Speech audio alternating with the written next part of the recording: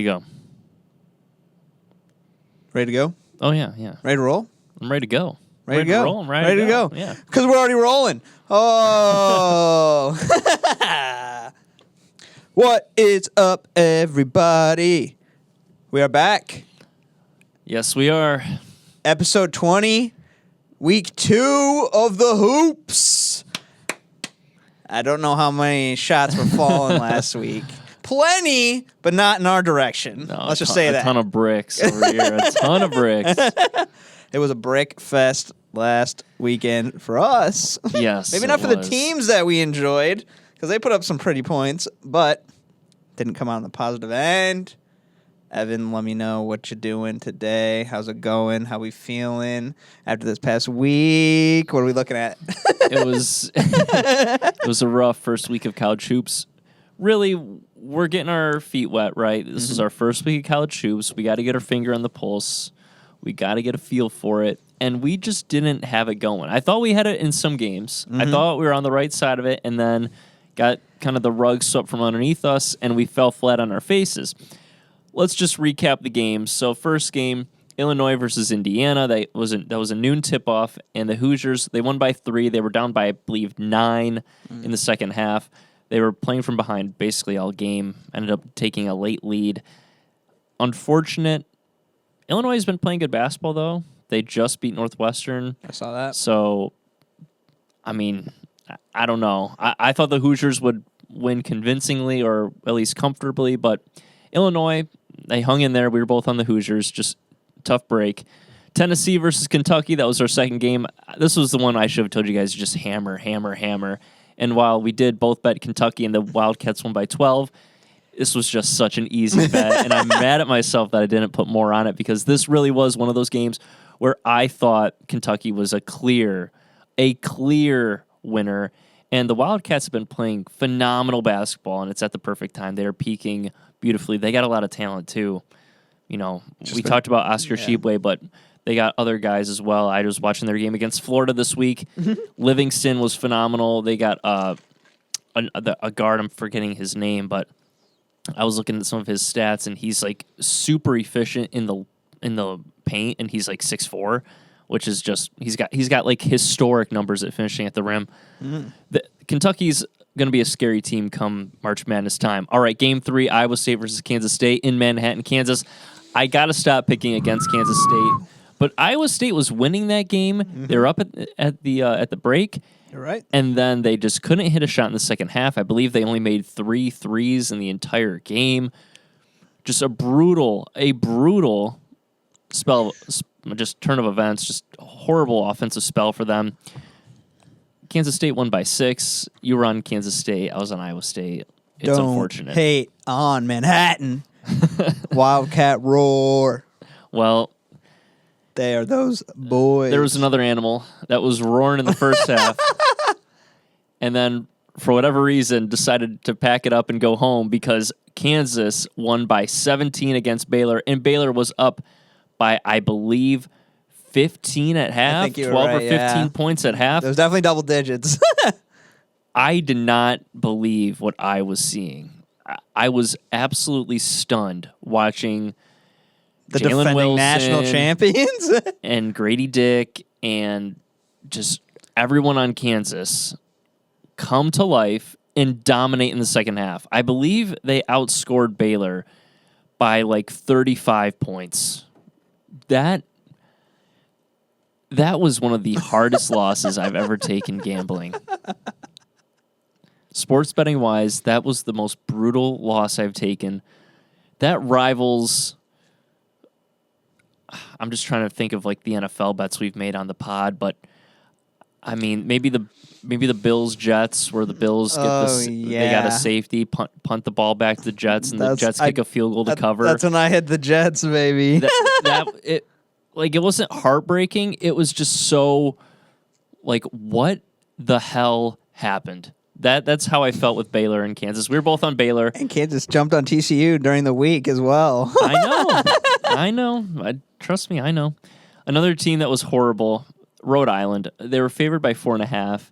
UMass, the Minutemen, they waltz into Rhode Island, into Rams Arena, whatever they call it there, and they win by 24. How does a 4.5-point favorite lose by 24 at home? I don't know, man. Yeah. Okay. So Shambles. And to clarify on that Kansas Baylor game, they dropped 55 points in the second half compared to Baylor's 26. That's a 29-point gap. yeah, that's awesome. That's just awesome. Mississippi State, Ole Miss, the Egg Bowl. Oh gosh. Ole Miss up late. Mississippi State ties it. We go to overtime. It was Ole Miss +4. I believe I said on the pod it was -4. No, it was actually Ole Miss +4. So I apologize if you made that pick thinking Ole Miss was favored, but they were not. Anyway, it didn't matter because Mississippi State won by 8 in overtime. And what I thought was a good bet, I knew was going to come crashing down once we got to overtime. As soon as it went to overtime, I knew this bet's cooked. I needed Mississippi State to win in regulation. A 1-2 point win, we'll take that all day. Unfortunately, they decided to tie the game. Ole Miss offense goes lifeless. They lose by 8. Hotty toddy. They just fired their head coach too. They're a mess. They're a wreck. We will never put them on. Football. We will never put them on the podcast again. They are done. And college hoops. Yeah. Yeah. Lane Kiffin will have his time again. But he's going to have quarterback controversy is going to be happening in Oxford. We'll get to it. And then the last game, Milwaukee versus Robert Morris. The Colonials saving the day. They won by 20 over Milwaukee. They were -3. Me and Justin were both on the Colonials. So after a fun-filled, brutal, record-filled, really, but it was fun nonetheless. Beginning to the college hoops betting here, I was 2-5. This is not like me. And this won't happen again. Justin was 3-4, a little bit better than me, but yeah, man, unfortunate first week. But it was an unfortunate first week, that's for sure. Tis the beginning. Much more basketball to be played. So much more hoops. And we start off with what should be a very fun Saturday slate of games. Alrighty. Let's get into it. First game, noon tip-off. Michigan State travels to Iowa City, taking on the Hawkeyes. Hawkeyes -4.5. Michigan State coming off of an emotional win against Indiana. They played their hearts out. They won by 15. Tyson Walker, A.J. Hoggard played phenomenal. I know I was watching intently, closely, and I was just blown away by how impactful that sight was. Justin, what are your thoughts on this game? These are two teams. One of them, for sure, is in the tournament, Michigan State. They have 8 quad 1 wins. They've been an absolute... they've been through a juggernaut of a schedule, and now they get They go on the road to take on an Iowa team that could really use this win to bolster their resume. I think I was safely in the tournament right now, but a win here would almost confirm their spot. I think this is a pretty even matchup. Michigan State's coming in at 17-10, Iowa 17-11. Unfortunately, one more loss, but that's also one more game. Michigan State's been 14-3 against the spread, according to this, the stats that I'm looking at right now. Well, Iowa's 15-3. So you're talking 14-13 for Michigan State, and Iowa's been 15-13 against the spread, which is pretty nuts. I mean, you're talking literally because of that one game is the difference right there. Right. I feel like Iowa's the better team in this, personally. But aside from that unfortunate, right away loss to Michigan, which we were kind of expecting due to all the emotions running high, Michigan State has been playing really good ball. It may not seem at times in the grand scheme of things, but they are playing pretty well and consistent ball. Well, I watch MSU almost every game, and every game is close. There's not a ton of games where MSU's just getting blown out. I think you had the game against Purdue on the road. That was kind of a given. Indiana, when they went on the road, they played them Indiana kind of pulled away late, played them. It was a tough game for most of it, though. Yeah. But you just don't see Michigan State in these games where they're down by a ton. They're usually in tight contests, and that's where you look at this one, you're like, okay, 4.5, like, is that a decent number? Am I getting good value there with Michigan State? Look, the public, according to Action Network, early betting, obviously, we're recording on Friday, games will be played on Saturday, which is later today. The early, and the spreads just kind of come out. That's how it works with basketball. Is you kind of get them, roughly 24 hours before, something like that. Public is heavy on Iowa right now. 85% of the bets are on the Hawkeyes to start. So you're thinking to yourself, do you fade the public here? I mean, that's a heavy number. That is extremely heavy. I want to go with Iowa, but I'm going to ride with the Spartan Dogs in this one. It's tough because the last time these two teams played, Iowa had a shot at the buzzer to win at the Breslin. But that that was kind of a sloppy game that MSU played. They missed some free throws late. They let Iowa in it. This feels like a time where Michigan State, if they want to make that push, time is now. Time is now. Because I think Michigan State is capable of doing it. Like, having seen them more than anyone else in the country, their guard tandem of Hogard, Akins, and Walker is special. It's very good. It just comes down to everyone else because it's not a deep team. So if Hogard and Walker really aren't clicking, like, what else are we doing? Because you're right. Sissoko gets in foul trouble. You got some young big men in Jackson Kohler and Carson Cooper. Don't want to geek out here, but, I mean, they can provide minutes. It's just, what else you got? Malik Hall, Joey Hauser. I mean, they're nice. They're nice guys on the wing, but what it comes down to is this starting five and specifically those guards. And if they're on, they can beat anyone in the country. The issue is what happens when they're not on. And going into Iowa City, this is a big game against a team in Iowa that plays much better at home than they do on the road, like most teams do. So I'm going to ride with my Spartan Dogs. I think 4.5 is just too many points. I agree. And with the public heavy on Iowa early, I kind of like being on that side where you're getting the road team, you're getting 4.5 points with a team that I think Michigan State's better than Iowa. You're just getting that, favor towards the home side here. And everyone's picking Iowa, so you know how I like to play the contrarian, if you will. So Spartan Dogs to kick us off. I like that. You like that I'm picking? Sorry. Yeah, I feel like when you pick MSU, it makes me feel better about picking MSU. That's fair.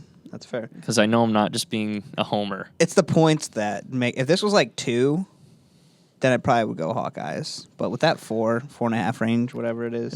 It's a lot of points. It is. And I don't think I think it's going to be another close one. But everyone's betting it like it's not a lot of points, which is why I'm like... Everyone's too quick. Yeah, everyone's way too quick on this one. Quick on the trigger, man. All right. Next game, also a noon tip-off. TCU versus Texas Tech. TCU getting Mike Miles back. He is world class. He's a phenomenal basketball player. But Texas Tech is favored at home, -2.5. Texas Tech has been playing well as of late. I don't know if you've been keeping up with Texas Tech hoops. I've been seeing them from afar in the sense like, what happened to them?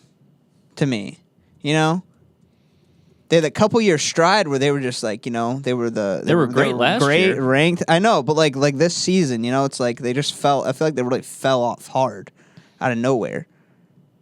I don't know if it's they were losing talent because everybody's going to Houston or.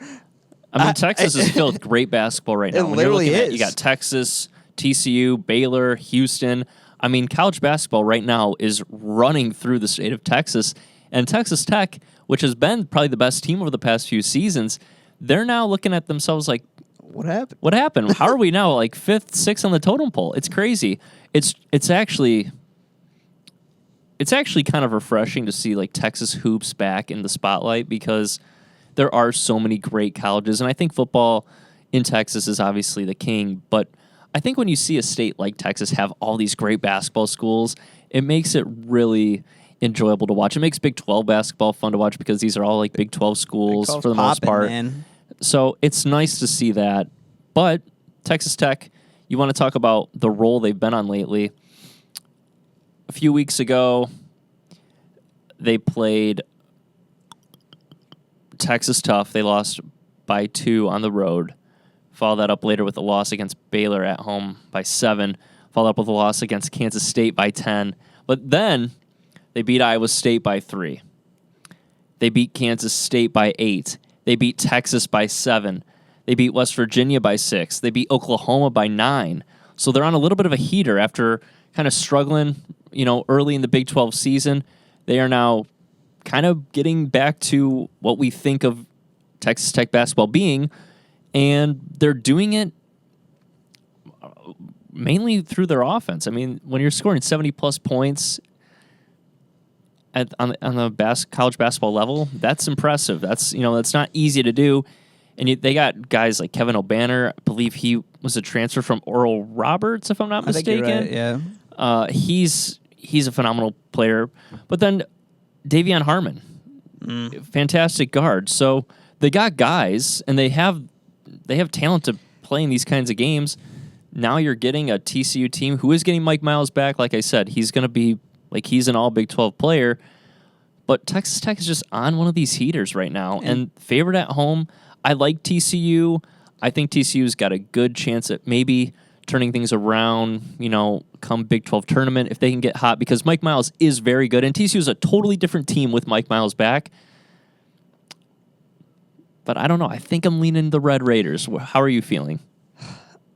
I'm leaning with you because in the month of February, so far, TCU plays 7 games, right? They've only won 1 of the past 6 games. And unfortunately, all of them have been against ranked teams except for Oklahoma State. And Oklahoma State they split with. But all the other times they lost to Kansas at home. They lost at Iowa State.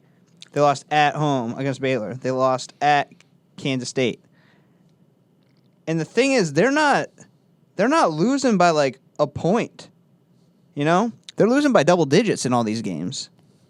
And the one game they won was somehow a crazy game after they won by 25 against Oklahoma State at home. It's hard for me. Straight up when I saw this game pop up before I started looking and digging a little, I would have picked TCU. Just straight up the way from the most recent thing I remember. But I have to go with you on the Raiders. I mean, when you're playing the right ball at the right time, that's when it matters. TCU, they're ranked, but sometimes you really can't consider that the way they've been playing recently. They're just kind of hanging on. And college hoops is weird because you have to wait until Mondays or Tuesdays to reboot the rankings. So you could be number 1 and lose 3 games in a week, but you're still number 1 until the following week. So I'm leaning with the Raiders with you, man. I think,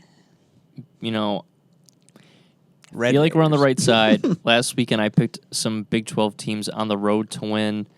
I'm thinking I'd reverse that trend this week and take some of those teams at home, or try to take more home teams, because I kind of fell into the Baylor trap on the road. I fell into the Iowa State trap on the road. I'm not going to do that this week. I'm going to learn from my mistakes. Texas Tech, -2.5. That's the pick. All right, on to the 2 o'clock games. We got 3 of them for you. Texas versus Baylor. Massive matchup in the state of Texas. Baylor laying 2.5. Justin, this is a Baylor team that's coming off some tough games. They lost to Kansas State this week. They lost to Kansas earlier. This has not been a good stretch of Baylor basketball. How are you feeling about this contest against Texas, who is a phenomenal basketball team? You're not wrong. This month, let's see what we got. Texas has lost to Kansas and Texas Tech, both on the road.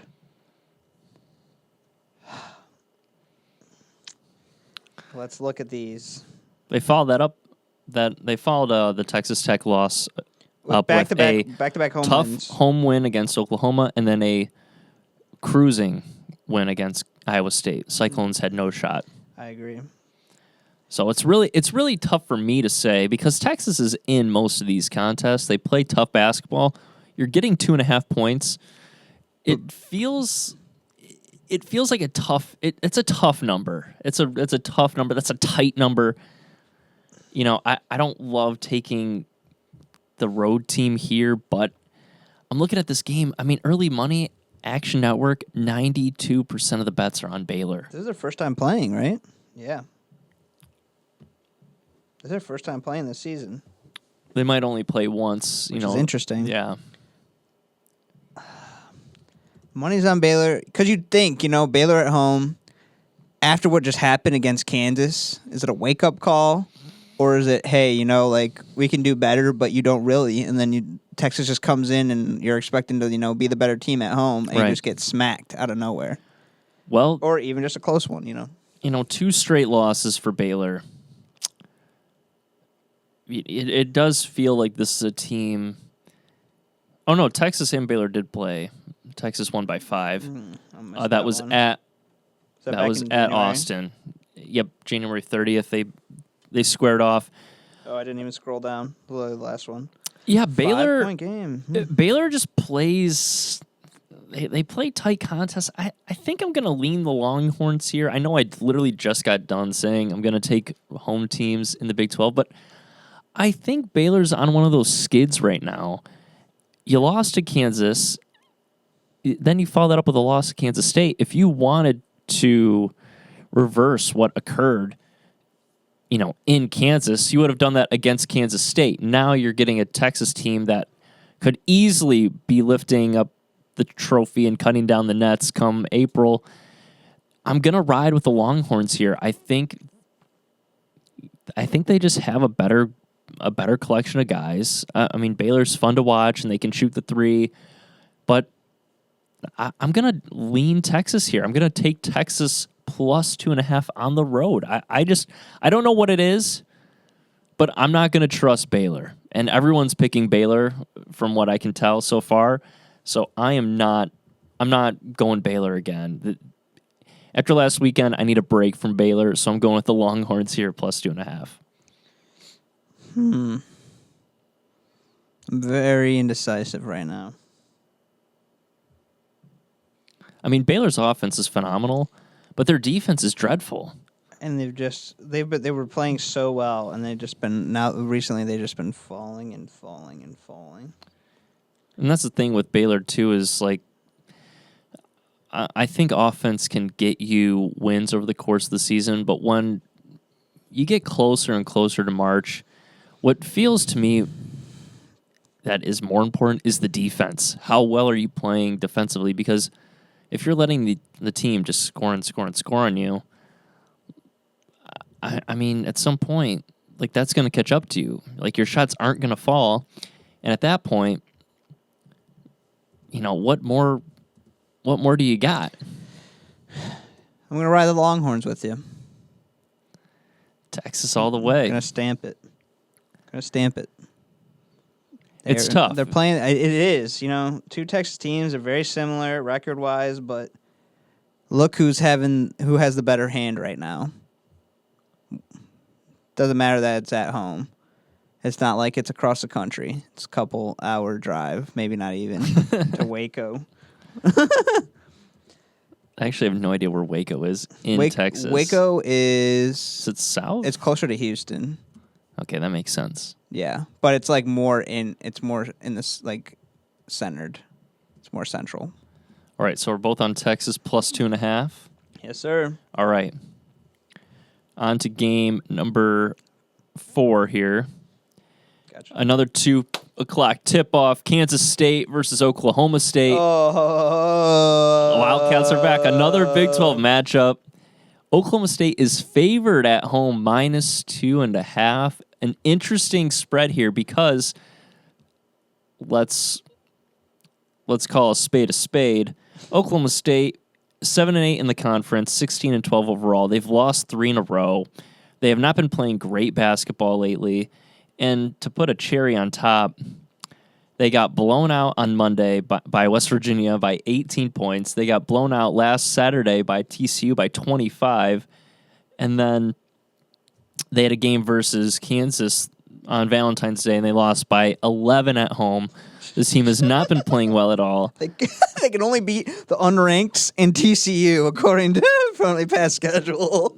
Literally. And the cherry on top here, the cherry to the cherry on top, Kansas State beat them by 8 early in January. So you're looking at this game, Kansas State, they've been playing terrific lately. They've been playing phenomenal basketball. I mean, terrific's not good enough. They've been playing phenomenally. They beat Baylor. They beat Iowa State.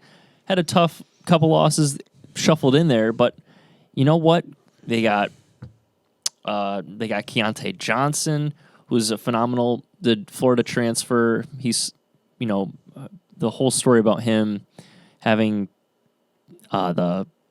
I believe he had a cardiac arrest on the court.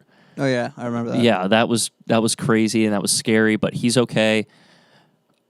He's been phenomenal for Kansas State. And then Marquise Noel, terrific guard. Having seen him play the past couple weeks, dude is an absolute conductor of the offense, can get the ball in tight spots, terrific passer, and he can shoot the ball great as well. So Kansas State is very, they look like a team that could be very dangerous come tournament time here, but they're going on the road to Oklahoma State, who's given 2.5 here. What are your thoughts? This is a tough one. It's kind of an interesting spread.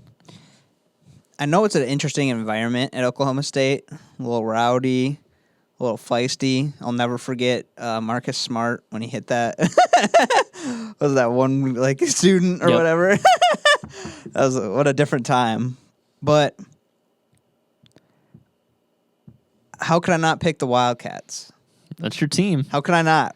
That's your They're team. playing good ball on the road. Oklahoma State only knows how to beat one purple team, and that is TCU. I got to go Wildcats, man. Playing good ball. Oklahoma State, I get it's at Oklahoma State, but the points to Kansas State? I'm going Kansas State. It's a very weird spread. I don't know how to feel about it. And then, we Close. are getting some Kansas State swag in the studio, so it's like, Loading. do we have to pick them here? It feels I do. it feels like we kind of have to, but my issue is if Oklahoma State is really playing as bad as they are, why are they getting 2.5 points right now? Why are they favored by 2.5 points? It makes no sense. So just because it makes no sense, I'm going Oklahoma State. I knew you were going to do I'm that. going Oklahoma State. I don't want to pick against Kansas State because I do appreciate what they've done lately, and I do. You did it last week. I did it last week. Again. I did it last week, but I'm learning from my mistakes. It's not that I didn't pick Kansas State. It's that I picked Iowa State. That's the fair. issue. That's fair. That's the issue. It's fair. So I'm going with Oklahoma State here. I think it's just one of those spots where you look at that number, it's wacky, it's weird, doesn't make sense, you pick it. Fair enough. All right. Our last 2 o'clock tip-off game, Arkansas versus Alabama. Alabama, the Tide, laying 8.5 at home. Everyone in the sports world knows about the Brandon Miller situation. As someone, and I'm not playing the law school card here, but as someone who is currently in law school and has taken criminal law, it does irk me a little bit that people are just so quick to assume he was an accessory to murder and aided and abetted murder. That's not the case at all. You have to let the facts play out. The attorney that is representing Brandon Miller has, to what extent these facts are 100% accurate is to be seen, but it appears that Brandon Miller was just a witness to the crime and he wasn't at the wrong place at the wrong time. It was not okay for him to be out that late, knowing that. Like, why are you there? Why are you there? Really, that's the only question I have to ask. But it appears he was just picking up his friend, his teammate. It was late at night. Altercation occurred seconds after it happened. The shooting, his attorney said that his car got shot, actually. Miller's car got shot. And he was able to, thankfully get off without, having any damage or himself getting shot. But it does bother me that everyone is so quick to assume that Miller's just this criminal, that he contributed to the murder. It doesn't do right by the kid. Now, I'm not saying the university is totally correct in, not suspending him, giving him some time out of the spotlight. letting the story kind of play out before, they kind of throw him at the wolves. Have him step away from the team, at least for the time being. Right, because, you had people in the South Carolina crowd chanting, lock him up, even though he did not commit a crime, to our knowledge, and he, to our knowledge, did not have the intent to commit a crime. And those are, intent is absolutely necessary if you want to be charged with anything. You have to know that you are going to be committing such a crime to be charged with that crime, right? Like, he did not know that by bringing his teammate's gun back to him, that was going to be a murder weapon. Like, that clearly, from what we know, was not the case. But you have people in South Carolina chanting, lock him up, and booing him like he was some, contributory factor to the murder. And that's just... him play increases those... Exactly. The harassment and just the view of him in general. And while I do think... it's not entirely smart for Alabama to put him in the situation. He didn't, just based on what we know. I have to emphasize that. Just based on what we know, he didn't commit any crime, and he's not in any trouble. He's a witness to what is being played out in court as a murder charge.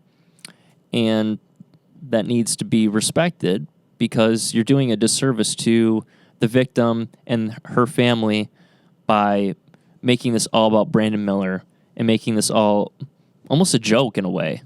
You're hearing, he was just at the wrong place at the wrong time. When Miller postered, and I know Nate Oates said that, but Nate Oates didn't know entirely what, they got out of practice, whatever. But, you're seeing jokes after Miller postered someone on South Carolina, that defender was at the wrong place at the wrong time. It's just making a mockery of the entire thing when this is a very serious, situation to which Miller really... in my opinion, is just a witness. And as soon as, more facts get revealed, his name should be, quote unquote, cleared, even though he really is just a witness to the crime. Get it, though. Probably still going to come after him. I know. It's unfortunate for him because he's a teen and wasn't fair what happened to the victim. But, it's also not fair to put Brandon Miller in this situation, which is what the University of Alabama is doing. Now, he put himself in this situation, but I think they're furthering it by allowing him to play. I'm not saying he needs to be suspended, but maybe give him some time off from the team. Let the situation kind of, I'm not saying blow over, but just let it settle down a little bit. Step away. It just feels way too hot right now. But he's going to continue playing, and they're going to continue playing basketball games. I think that game against South Carolina, that story, that emotion, that distraction was playing a huge role. I think you get back home, you get that home crowd. They're going to be cheering him on. They're not going to be booing and saying lock him up. Now, Miller did a 41 against South Carolina. He's a phenomenal basketball player. But I think Alabama just steamrolls Arkansas, making it short and sweet. -8.5. I think they win by 20. Alabama they're going to dominate this game. You get the home crowd. You get a team that's phenomenal. I just think it's an easy Bama pick here. I'll ride with you. Roll Tide. Enough said. Enough said, man. He just put on a verbal clinic out here. That's 41 into the mic, like Brandon Miller. That's nuts. That's what that was about. 41? That's nuts. Yeah, he was phenomenal. He was the entire team, and they need him to win. Like, don't get it twisted, and that's probably why they're keeping him on the team. But it's just, I just think if you let him sit for a few games and just kind of let the situation ease up a little bit. I think that just goes a long way. Let him sit out before the conference, tournament starts. Yeah, bring him back for the tournament and say, you know what, more facts came out. It's clear they've already said this, but I don't think people want to hear it. I think people just want to be like, murderer. Yeah, because they want Alabama to suck. It's just no, understand the legal process. Understand he didn't have any intent to commit a crime that night, based on what we know. And just let everything else play out. But Bama shouldn't be he shouldn't be putting himself in that position, and Bama shouldn't be furthering that. Enough said. On to the 6 o'clock tip. Virginia versus UNC. UNC -1.5. They are at the beautiful. What's their court called? Is it the Dean Center? I think you're right. Yeah. Roy Williams Court at the Dean Center. I believe that is what it is in, Chapel Hill? Yes, sir. Yes, it is. Deanie Smith Center. Yep. In Chapel Hill. UNC -1.5. This is a UNC team that is firmly on the bubble. They are desperate for a win against a Virginia team that lost to BC, but before that played 2 very tight games against 2 subpar opponents and were able to squeak out wins. Virginia loses to BC on the road. Now they head to North Carolina. This is a must-win game for UNC. The Tar Heels absolutely need this win, and Virginia is struggling. UNC laying 1.5 here. I think I already know what side I'm going with. Let me hear your take, because I've been talking way too much. So you go ahead. Coming off a loss. Tight ones against Louisville, Notre Dame, surviving in overtime against Duke at home. I don't know, man. I don't know. Earlier in the month, losing to Virginia Tech as well. The only pretty game was beating a ranked NC State, but I don't know how good NC State is right now. They're probably all right, but not like something to brag about. I don't know, man. I feel like I really want to just.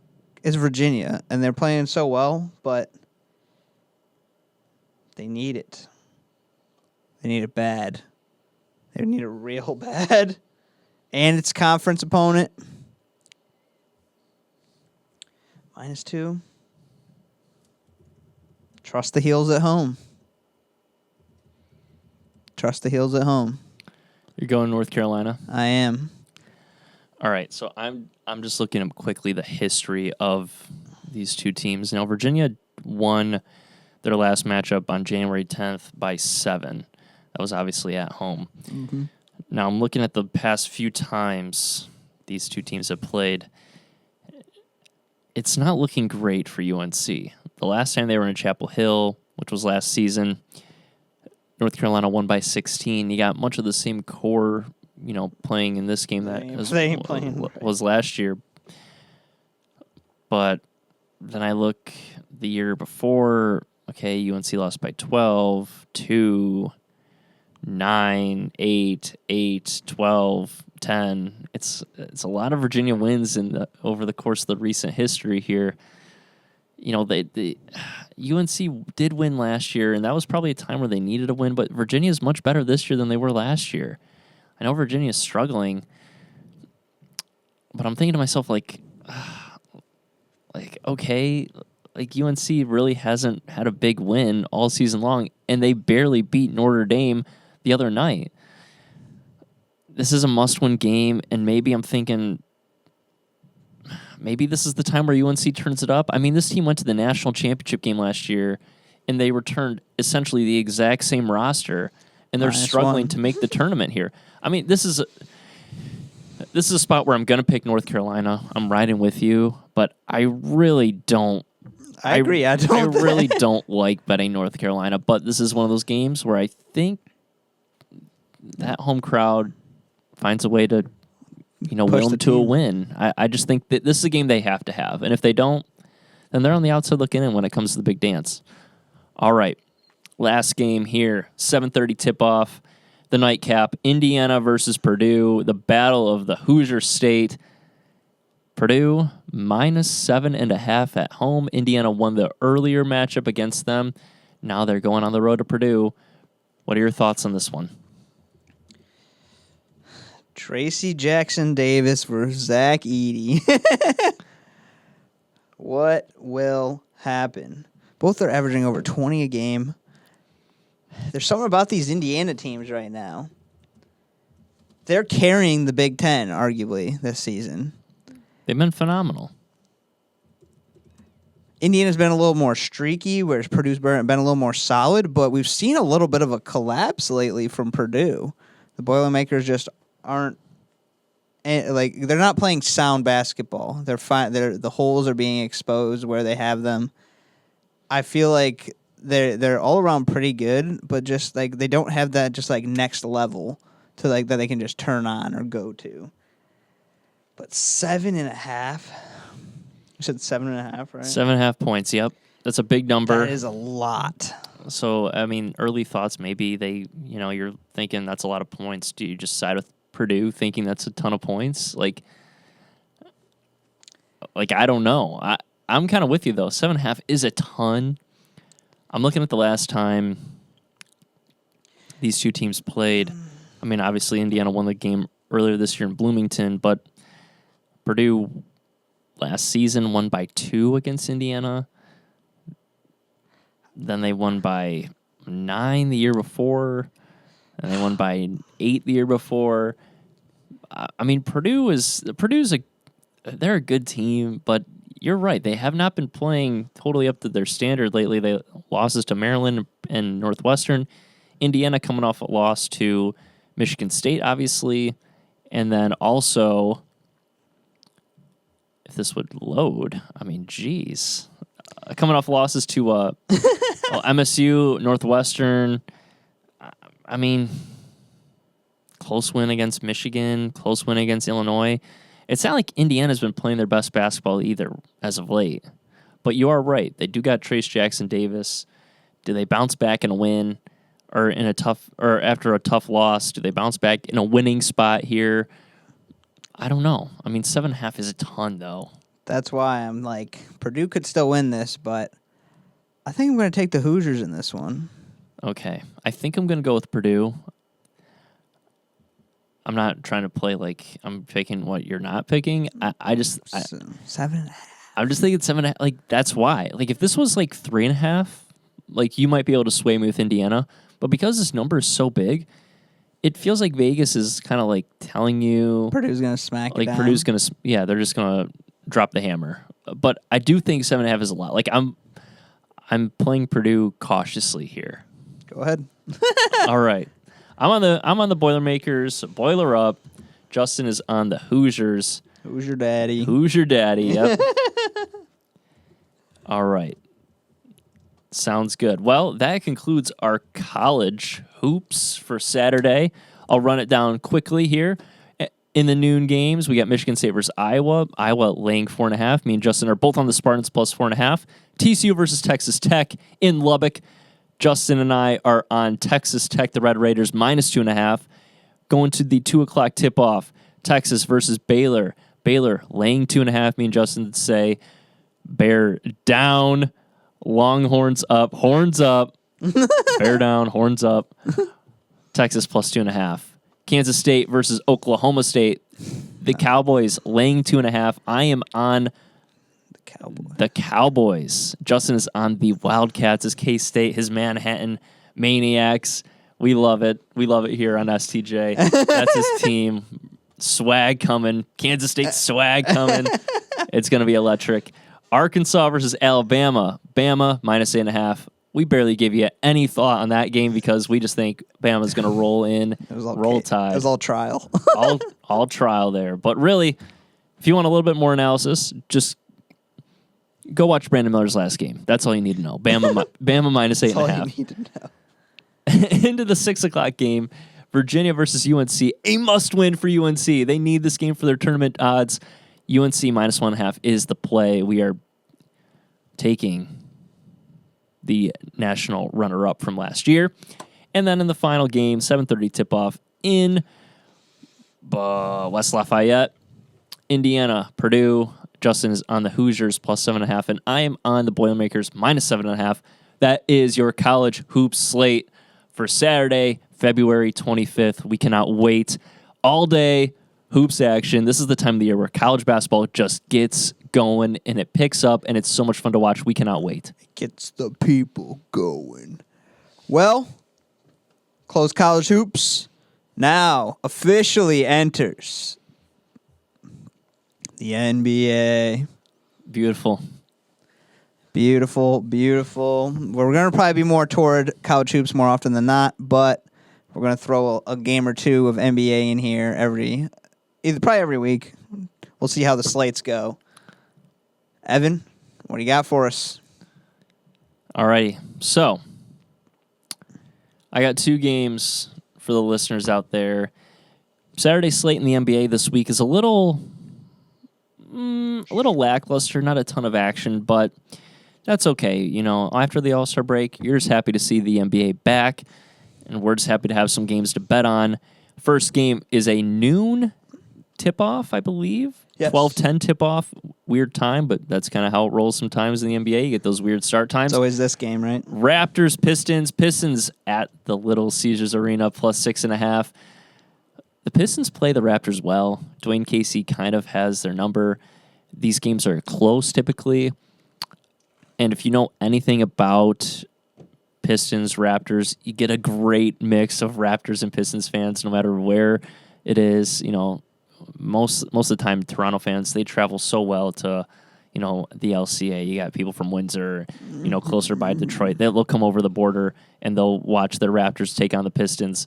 They love coming to the D.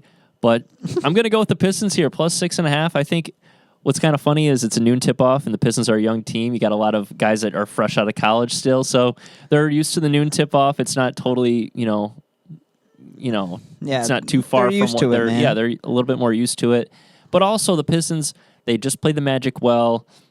Unfortunate loss. It was an unfortunate loss, but this is a Pistons team that I think can play scrappy. They can play well, and the Raptors, they're not a team that's totally fearsome. And when they're favored by 6.5.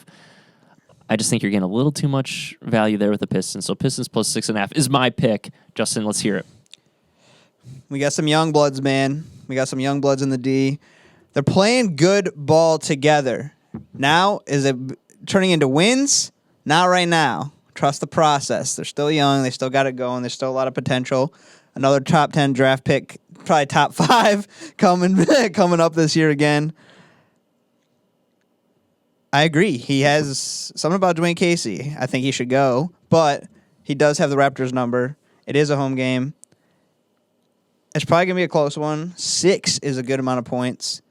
It's probably going to be like a 3 or 4 point game in my opinion. How do I not ride with the Pistons? Gotta go with the Pistons. How do I not? Gotta go with the Pistons. At home, LCA, noon crowd. A bunch of people are going to be there because what else you got to do on a Saturday? Literally, what else do you have to do at a February? Literally, the last Saturday in February in Detroit. What are you doing? Because the Wings aren't there. No, the Wings are. I think they have a night game. They're gonna switch the. They're gonna switch the ice. I think the Wings night? got a night game at the LCA, so that's probably why they're playing at noon. But they do against Tampa. So if you want a double time adventure, you hit that noon ball. Go get some dinner and come back for a show because lightning is going to strike, but we will still get the victory. Aside from hockey, go Pistons. Yeah, I mean, it's a Detroit Marathon tomorrow night at the LCA. All day, really. I mean, just stay Pistons inside. Pistons at noon, Wings at 7. I mean, that's a perfect day to be downtown. That's a perfect day to be downtown. And it's not going to be too bad. It's going to be a sunny, high 30s. Yeah. Not too shabby, High 30s is good here. Yeah, summertime, baby. Get those boats going. All right. And then in the final game of the NBA slate on Saturday, we have for you Pacers versus the Magic. Magic laying 3.5. This number kind of popped out at me because while the Magic did just beat the Pistons, right? The Pacers have been playing well all season long. That combo of Halliburton and Hield, they got a good squad in Indiana. And truth be told, I think they're clearly a better basketball team than the Magic, but the Magic are laying 3.5 at home. This just feels like a spot where you pick Orlando. I've kind of liked picking my spots with the Magic this season.